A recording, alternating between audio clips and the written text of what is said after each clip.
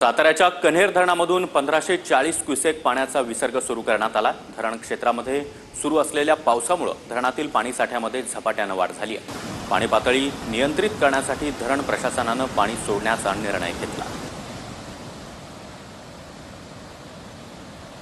सातारा जिल्ह्यात काही दिवसापासून पडत असलेल्या मुसळधार पावसामुळे धरणांच्या पाणीपातळीत वाढ झालेली पाहायला मिळत आहे।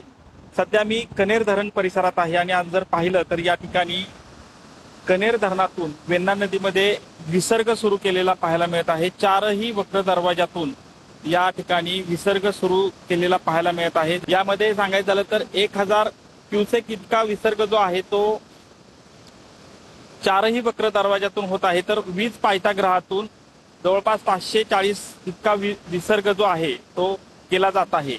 सध्या धरण जे आहे ते 57% भरलेलं पाहायला मिळत आहे। वेण्णा नदीच्या लगतच्या गावांना सतर्कतेचा इशारा देखील दिलेला पाहायला मिळतोय। कॅमेरामन तुषार जाधवसह संतोष नलावडे, TV9 मराठी, सातारा।